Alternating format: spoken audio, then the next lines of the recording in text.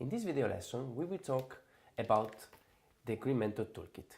In this case, we will go deeper and we will start having a look to all the different tools to understand how does it work and how can we foster the green mentorship. The Green Mentor Toolkit is structured in 16 tools. Those tools are as the objective to help the relationship of the mentor and mentee to succeed. To do so, we structured those tools in different stages.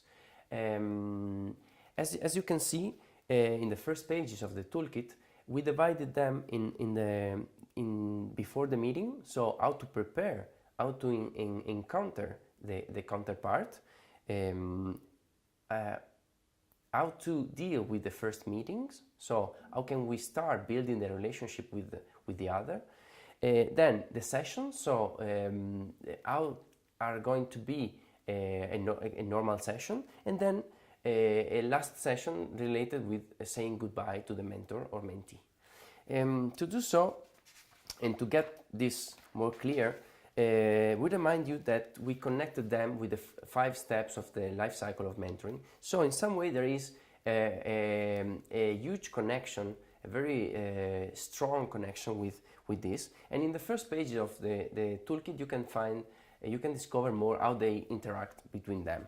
And for example, in page 10 you can find an interesting chart where you can see the index of all the tools, and you can start comparing when they are used and when they are recommended. We start with the first one.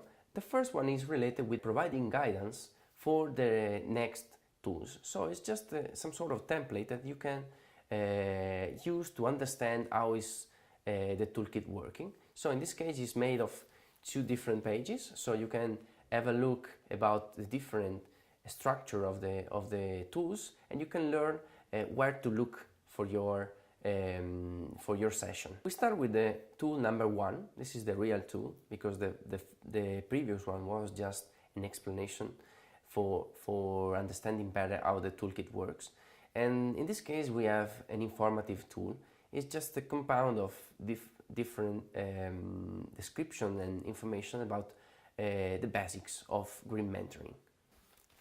So we continue with number 2. Number 2 is another informative tool that is there is structure in information related how to start the first meeting. So it's related to prepare the session and be aware about potential issues related with starting this new relationship, because when you don't know the counterpart is sometimes you need some help. So this tool has this objective. Then we get to the number 3. Number 3 is related with goals and challenges. This is a very important tool because it allows to recognize, or start recognizing at least, what are the goals and challenges for both mentee and mentor.